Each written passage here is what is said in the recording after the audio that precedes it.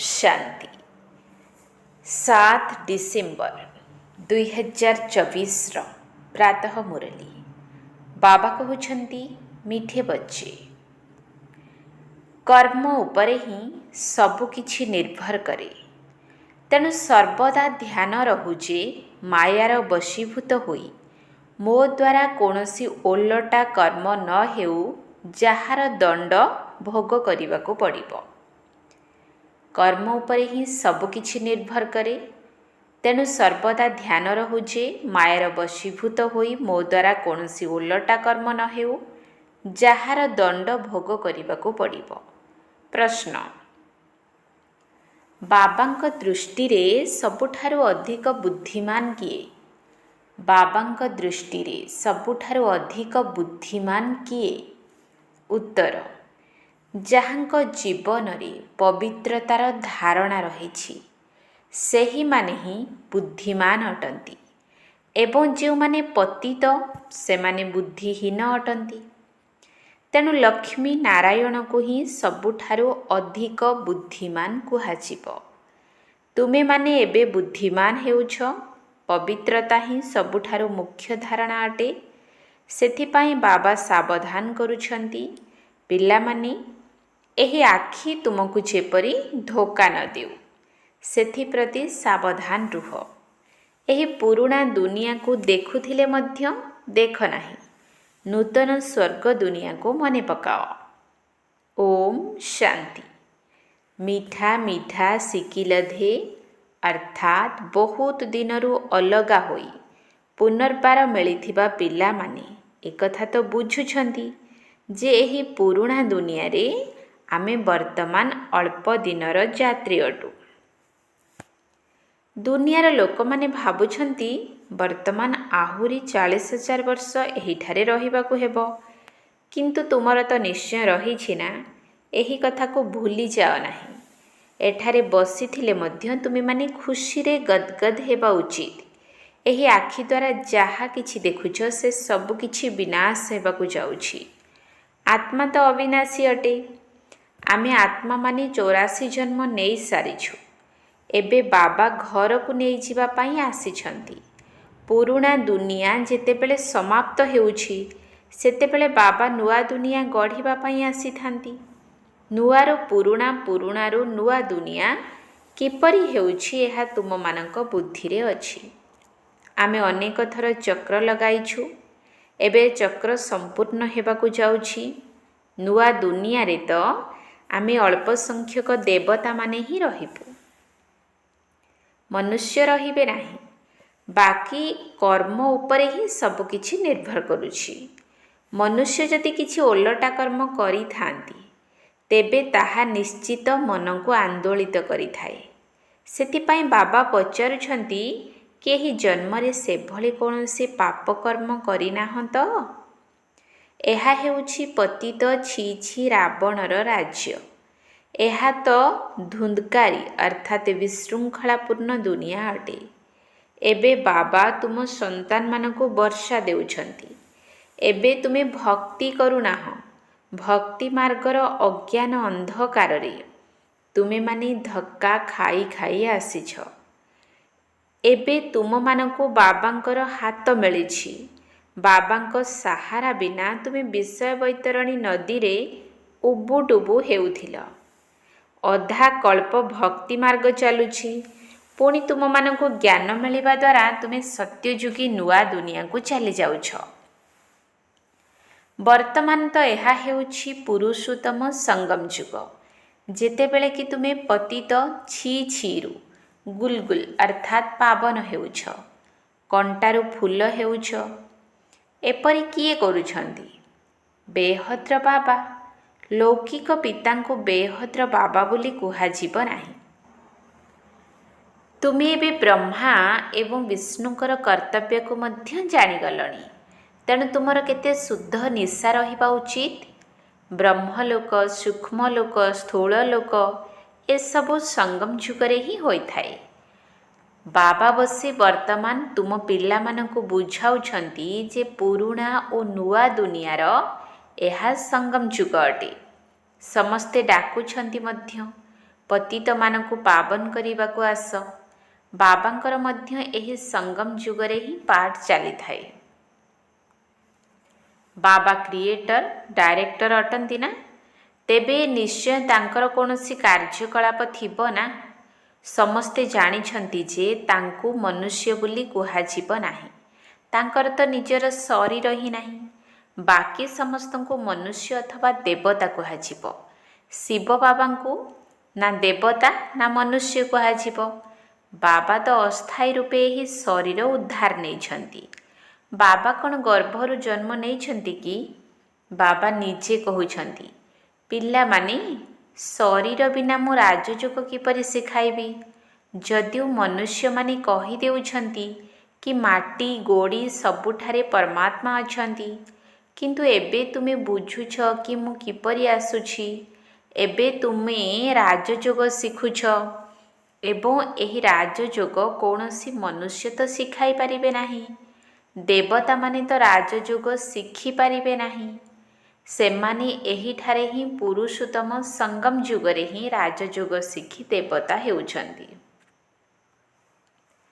ଏବେ ତୁମ ସନ୍ତାନମାନଙ୍କର ଅସରନ୍ତି ଖୁସି ରହିବା ଉଚିତ କି ଆମେ ଏବେ 84 ଜନ୍ମର ଚକ୍ର ପୂରା କଲୁ।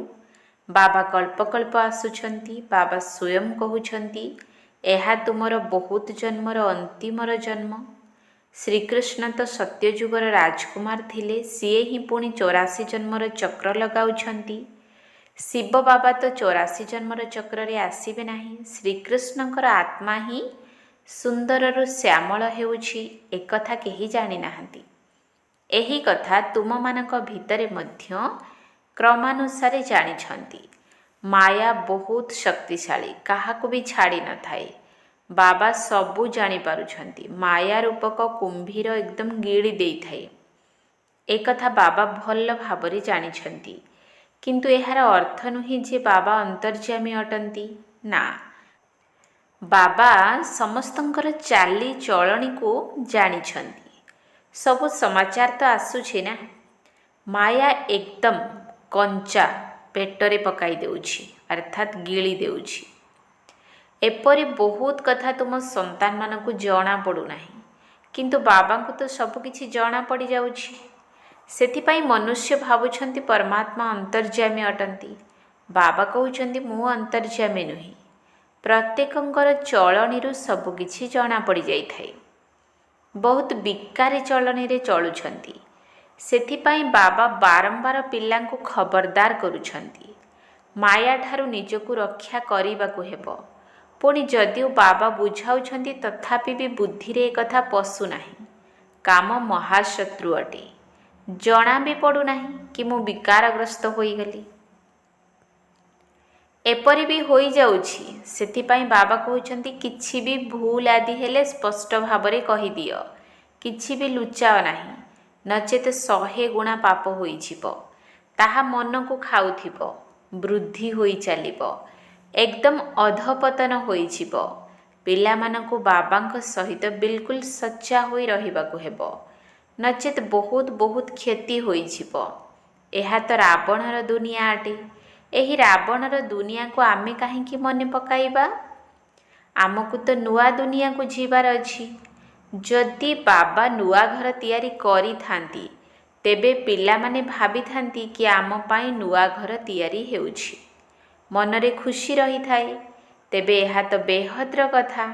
ଆମ ପାଇଁ ନୂଆ ଦୁନିଆ ସ୍ୱର୍ଗ ତିଆରି ହେଉଛି। ଏବେ ଆମକୁ ନୂଆ ଦୁନିଆକୁ ଯିବାକୁ ହେବ। ତେଣୁ ଯେତେ ବାବାଙ୍କୁ ମନେ ପକାଇବା, ସେତେ ଫୁଲ ପରି ହୋଇଯିବା। ଆମେ ଏହି ବିକାରର ବଶୀଭୂତ ହୋଇ କଣ୍ଟା ହୋଇଯାଇଛୁ। ତୁମେ ସନ୍ତାନମାନେ ଜାଣିଛ, ଯେଉଁମାନେ ଆସୁନାହାନ୍ତି ସେମାନେ ତ ମାୟାର ବଶ ହୋଇଯାଇଛନ୍ତି। ବାବାଙ୍କ ନିକଟରେ ହିଁ ନାହାନ୍ତି। ବିଶ୍ୱାସଘାତକ ହୋଇଯାଇଛନ୍ତି। ପୁରୁଣା ଶତ୍ରୁ ପାଖକୁ ଚାଲି ଯାଉଛନ୍ତି। ଏହିପରି ଅନେକଙ୍କୁ ମାୟା ଗିଳି ଦେଉଛି। ବାବାଙ୍କର ହାତ ଛାଡ଼ି ଚାଲି ଯାଉଛନ୍ତି। ବହୁତ ଭଲ ଭଲ ସନ୍ତାନ ମଧ୍ୟ ଅଛନ୍ତି, ଯେଉଁମାନେ କହି ଯାଉଛନ୍ତି, ଆମେ ଏପରି କରିବୁ, ଏକଥା କରିବୁ। ଆମେ ତ ଯଜ୍ଞ ପାଇଁ ପ୍ରାଣ ଦେବାକୁ ମଧ୍ୟ ପ୍ରସ୍ତୁତ ଅଛୁ, କିନ୍ତୁ ସେମାନେ ଆଜି ନାହାନ୍ତି। ତୁମର ଲଢ଼େଇ ମାୟା ସାଥିରେ ହିଁ ହେଉଛି। ଦୁନିଆରେ ଏକଥା କେହି ଜାଣି ନାହାନ୍ତି କି ମାୟା ସାଥିରେ କିପରି ଲଢ଼େଇ ହେଉଛି।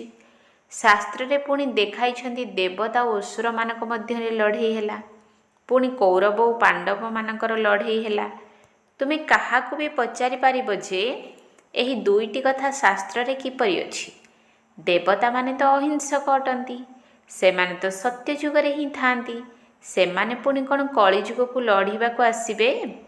କୌରବ ଓ ପାଣ୍ଡବର ଅର୍ଥକୁ ମଧ୍ୟ ବୁଝୁନାହାନ୍ତି। ଶାସ୍ତ୍ରରେ ଯାହା ଲେଖା ଅଛି ତାକୁ ହିଁ ପଢ଼ି ଶୁଣାଉଛନ୍ତି। ବାବା ତ ସମ୍ପୂର୍ଣ୍ଣ ଗୀତା ପଢ଼ିଛନ୍ତି। ଯେତେବେଳେ ଏହି ଜ୍ଞାନ ମିଳିଲା ସେତେବେଳେ ବିଚାର ଚାଲିଲା ଯେ ଗୀତାରେ ଏହି ଲଢ଼େଇ ଆଦିର କଥା ସବୁ କ'ଣ ଲେଖାଯାଇଛି। କୃଷ୍ଣ ତ ଗୀତାର ଭଗବାନ ନୁହନ୍ତି। ଯେହେତୁ ବ୍ରହ୍ମା ବାବାଙ୍କ ଶରୀରରେ ଶିବ ବାବା ବିରାଜମାନ କରିଥିଲେ, ତେଣୁ ତାଙ୍କୁ ଭକ୍ତି ମାର୍ଗର ଗୀତା ପଢ଼ିବାରୁ ମଧ୍ୟ ନିବୃତ୍ତ କରିଦେଲି। ଏବେ ବାବାଙ୍କ ଦ୍ୱାରା ଆମକୁ କେତେ ଜ୍ଞାନର ଆଲୋକ ମିଳୁଛି। ଆତ୍ମାକୁ ହିଁ ଜ୍ଞାନର ଆଲୋକ ମିଳିଥାଏ। ସେଥିପାଇଁ ବାବା କହୁଛନ୍ତି ନିଜକୁ ଆତ୍ମା ନିଶ୍ଚୟ କରି ବେହଦ୍ର ବାବାଙ୍କୁ ମନେ ପକାଅ। ଭକ୍ତିରେ ମଧ୍ୟ ତୁମେମାନେ ମନେ ପକାଉଥିଲ, କହୁଥିଲ ଆପଣ ଆସିଲେ ଆମେ ସମର୍ପଣ ହୋଇଯିବୁ। କିନ୍ତୁ ବାବା କିପରି ଆସିବେ, ତୁମେ କିପରି ସମର୍ପଣ ହେବ, ଏକଥା ଜାଣିନଥିଲେ। ବର୍ତ୍ତମାନ ତୁମେ ସନ୍ତାନମାନେ ବୁଝୁଛ। ବାବା ଯେପରି ଅଟନ୍ତି ଆମେ ଆତ୍ମାମାନେ ମଧ୍ୟ ସେହିପରି ଅଟୁ। ବାବାଙ୍କର ହେଉଛି ଅଲୌକିକ ଜନ୍ମ। ତୁମକୁ କେତେ ଭଲ ଭାବରେ ପଢ଼ାଉଛନ୍ତି। ତୁମେ ନିଜେ କହୁଛ ଇଏ ଆମର ସେହି ବାବା ଅଟନ୍ତି ଯିଏକି କଳ୍ପ କଳ୍ପ ଆମର ବାବା ହୋଇଥାନ୍ତି। ଆମେ ସମସ୍ତେ ବାବା ବାବା ବୋଲି କହୁଛୁ। ବାବା ମଧ୍ୟ ମୋର ପିଲାମାନେ ବୋଲି କହନ୍ତି। ସିଏ ହିଁ ଶିକ୍ଷକ ରୂପରେ ରାଜଯୋଗ ଶିଖାଉଛନ୍ତି ଏବଂ ତୁମକୁ ବିଶ୍ୱର ମାଲିକ କରୁଛନ୍ତି। ତେଣୁ ଏପରି ବାବାଙ୍କର ହୋଇ ପୁଣି ସେହି ଶିକ୍ଷକଙ୍କ ଠାରୁ ଶିକ୍ଷା ମଧ୍ୟ ନେବା ଦରକାର।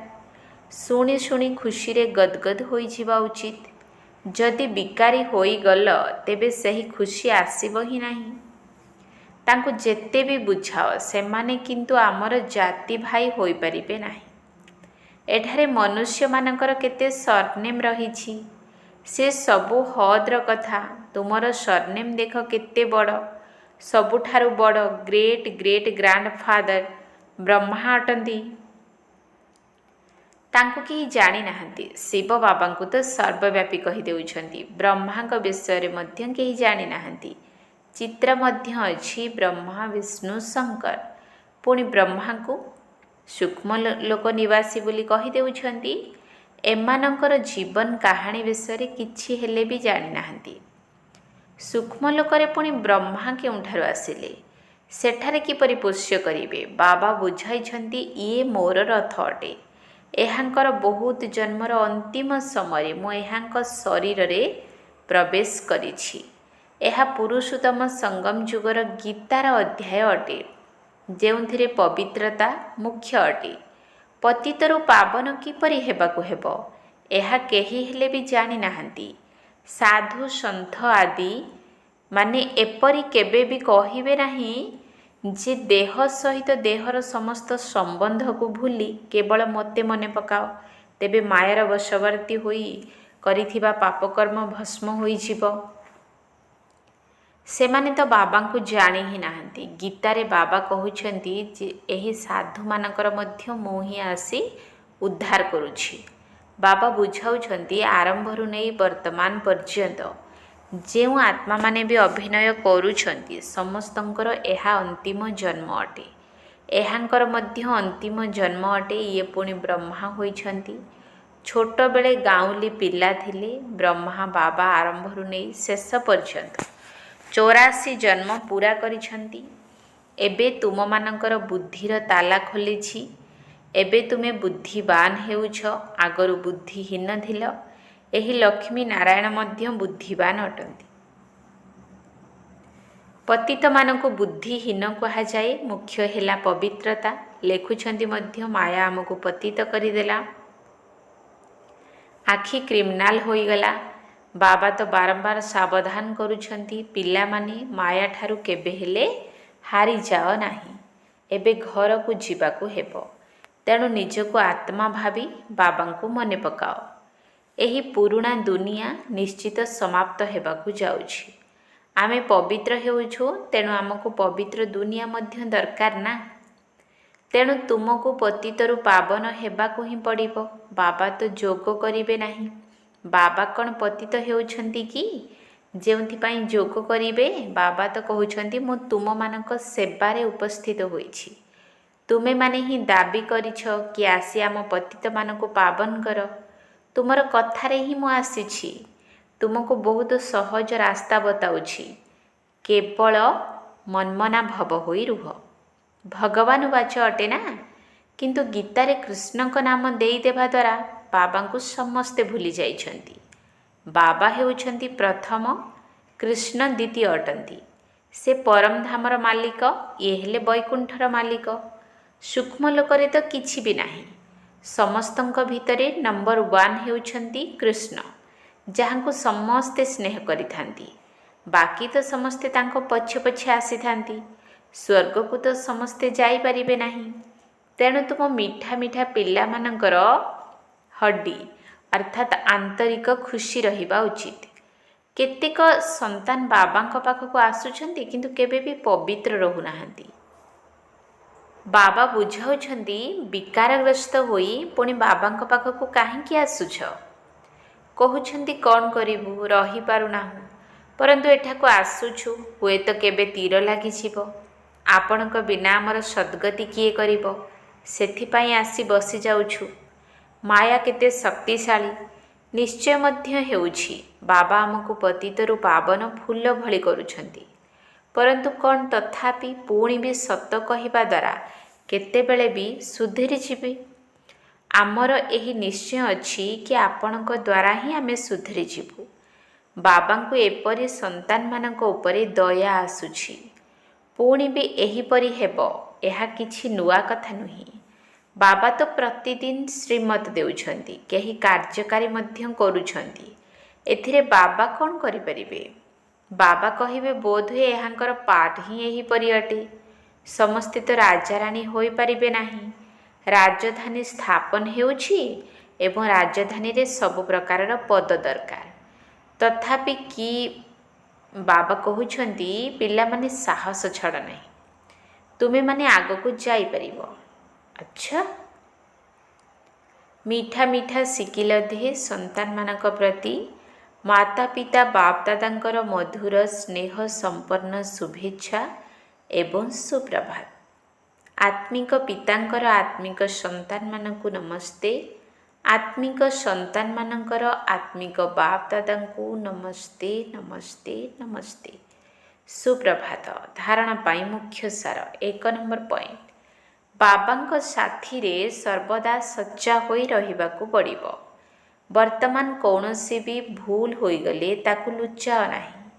ଏହି ଆଖି କେବେ ବି କ୍ରିମିନାଲ ଅର୍ଥାତ୍ ବିକାରୀ ନ ହେଉ, ସେଥିପ୍ରତି ଧ୍ୟାନ ଦେବାକୁ ହେବ।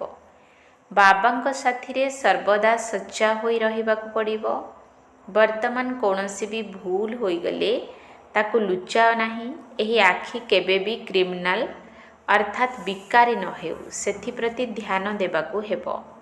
2 ନମ୍ବର ପଏଣ୍ଟ, ସଦା ସର୍ବଦା ଏହି ଶୁଦ୍ଧ ନିଶା ରହୁ କି ବେହଦ୍ର ବାବା ଆମକୁ ପତିତ ଛି ଛିରୁ ଗୁଲଗୁଲ ଅର୍ଥାତ୍ ପବିତ୍ର ଏବଂ କଣ୍ଟାରୁ ଫୁଲ କରୁଛନ୍ତି। ଏବେ ଆମକୁ ବାବାଙ୍କର ହାତ ମିଳିଛି, ଯାହାଙ୍କର ସାହାଯ୍ୟରେ ଆମେ ବିଷୟ ବୈତରଣୀ ନଦୀ ପାର ହୋଇଯିବୁ। ସଦା ସର୍ବଦା ଏହି ଶୁଦ୍ଧ ନିଶା ରହୁ କି ବେହଦ୍ର ବାବା ଆମକୁ ପତିତ ଛି ଛିରୁ ଗୁଲଗୁଲ ଅର୍ଥାତ୍ ପବିତ୍ର ଏବଂ କଣ୍ଟାରୁ ଫୁଲ କରୁଛନ୍ତି। ଏବେ ଆମକୁ ବାବାଙ୍କର ହାତ ମିଳିଛି, ଯାହାଙ୍କ ସାହାଯ୍ୟରେ ଆମେ ବିଷୟ ବୈତରଣୀ ନଦୀ ପାର ହୋଇଯିବୁ। ବରଦାନ, ଶକ୍ତିଶାଳୀ ବ୍ରେକ୍ ଦ୍ୱାରା ଗୋଟିଏ ସେକେଣ୍ଡରେ ନକାରାତ୍ମକକୁ ସକାରାତ୍ମକରେ ପରିବର୍ତ୍ତନ କରିପାରୁଥିବା ସ୍ୱପରିବର୍ତ୍ତକ ଆତ୍ମା ହୁଅ। ଶକ୍ତିଶାଳୀ ବ୍ରେକ୍ ଦ୍ୱାରା ଗୋଟିଏ ସେକେଣ୍ଡରେ ନକାରାତ୍ମକକୁ ସକାରାତ୍ମକରେ ପରିବର୍ତ୍ତନ କରିପାରୁଥିବା ସ୍ୱପରିବର୍ତ୍ତକ ଆତ୍ମା ହୁଅ। ଯେତେବେଳେ ନକାରାତ୍ମକ ଅଥବା ବ୍ୟର୍ଥ ସଂକଳ୍ପ ଚାଲୁଛି, ସେତେବେଳେ ତାର ଗତି ବହୁତ ତୀବ୍ରବେଗୀ ହୋଇଥାଏ।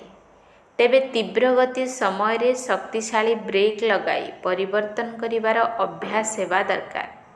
ଏମିତି ବି ଯେତେବେଳେ କୌଣସି ଗାଡ଼ିକୁ ପାହାଡ଼ ଉପରକୁ ଚଢ଼ାଇଥାନ୍ତି ସେତେବେଳେ ପ୍ରଥମେ ତାର ବ୍ରେକ୍କୁ ଚେକ୍ କରିଥାନ୍ତି। ସେହିପରି ତୁମେମାନେ ମଧ୍ୟ ନିଜର ସ୍ଥିତିକୁ ଉଚ୍ଚ କରିବା ପାଇଁ ପ୍ରଥମେ ନିଜର ସଂକଳ୍ପକୁ ଗୋଟିଏ ସେକେଣ୍ଡରେ ବ୍ରେକ୍ ଲଗାଇବାର ଅଭ୍ୟାସକୁ ବଢ଼ାଅ। ଯେତେବେଳେ ନିଜର ସଂକଳ୍ପକୁ ବା ସଂସ୍କାରକୁ ଗୋଟିଏ ସେକେଣ୍ଡରେ ନକାରାତ୍ମକରୁ ସକାରାତ୍ମକକୁ ପରିବର୍ତ୍ତନ କରିନେବ ସେତେବେଳେ ହିଁ ନିଜର ସ୍ୱପରିବର୍ତ୍ତନ ଦ୍ୱାରା ବିଶ୍ୱ ପରିବର୍ତ୍ତନର କାର୍ଯ୍ୟ ସମ୍ପନ୍ନ ହେବ। ସ୍ଲୋଗାନ: ନିଜ ପ୍ରତି ଏବଂ ସର୍ବ ଆତ୍ମାମାନଙ୍କ ପ୍ରତି ଶ୍ରେଷ୍ଠ ପରିବର୍ତ୍ତନର ଶକ୍ତିକୁ କାର୍ଯ୍ୟକାରୀ କରୁଥିବା ଆତ୍ମାମାନେ ହିଁ ସଚ୍ଚା କର୍ମଯୋଗୀ ଅଟନ୍ତି। ନିଜ ପ୍ରତି ଏବଂ ସର୍ବ ଆତ୍ମାମାନଙ୍କ ପ୍ରତି ଶ୍ରେଷ୍ଠ ପରିବର୍ତ୍ତନର ଶକ୍ତିକୁ କାର୍ଯ୍ୟକାରୀ କରୁଥିବା ଆତ୍ମାମାନେ ହିଁ ସଚ୍ଚା କର୍ମଯୋଗୀ ଅଟନ୍ତି। ଓମ୍ ଶାନ୍ତି।